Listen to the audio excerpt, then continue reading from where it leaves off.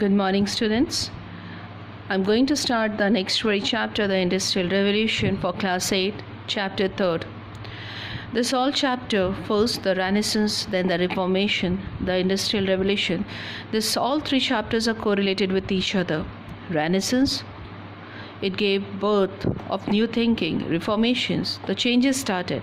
And the Industrial Revolution, when everything was suitable, people started to think freely, and the inventions were there, different inventions were there, and which gave rise to the Industrial Revolution. So we are going to start with the same. The Industrial Revolution refers to the rapid development of industries that occurred in Britain in 18th and the 19th century, brought about by the introductions of the machinery. Industrial Revolution transformed the way good was produced and sold. Transform the way means what, bache? Transform the way earlier people were using the household methods to produce a thing. Now the things were produced by the machine with the help of the machine.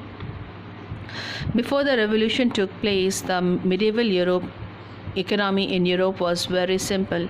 Agriculture was the main occupation, with majority of people living in the self-sufficient village. Whatever village needed was produced by the craftsmen living in the village itself, so no one had to go outside to meet their needs. Goods were produced by a small family unit using simple tools. Goods were also produced in a small quantities. This was called a domestic system of production. Merchants gave artisans raw materials and brought the finished product and sold them in the other place. Feudalism was also very important in the medieval economy. In the feudal society, the landed nobility dominated by the serfs or peasants who worked as a bounded labor in their field and could not leave the village. Here the peasants and the farmers are different. Farmers are having their own land. Peasants, they are not having their own land. They used to work as a bounded labor. However, the system changed when the feudal economics started to decline and more labor became available. There was an increase in trade which led to the growth of towns and cities. New inventions were made and production of things started to take place in the factory. The demand of things went up. As a result, goods had to be made in large number as well as in less time.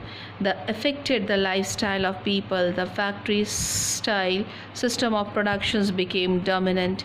New machineries first helped the textile industry, especially cotton and wool. Now here, features of the Industrial Revolution. The main feature of the Industrial Revolution: factory system of productions replaced the domestic system of production. Here the factory system by the machine and domestic system in the home with a simple machine. While previous artisans work at home using simple tools, only many workers now work under one roof in the factory. Physical labors were replaced by the machine. In factory system, big power-driven machines were used to produce goods in the large number. Demand increased, therefore more goods had to be produced in less time. Use of machine allowed for goods to be produced in large quantities within a very short period of time. In the domestic system, merchants provide raw materials to the artisans and use their own tools to produce goods. In the factory system, tools and machines were all owned by the entrepreneur who invest the money. Entrepreneur means a person who is successful in setting up business. In setup of factory, workers simply work in the factory for the wages. Here the domestic differences between the domestic system. In the domestic system, raw materials were given to the artisans. By whom? By the merchants. But in the factory system, all the setups were made by the owner, and only the worker used to come there and work and get the wages. Now, cause of the Industrial Revolution. First point is growth in agriculture. Many development took place in agriculture and therefore the production of the food grain improved. More food was available on the non-farming community could shift it to the city and work in the factory.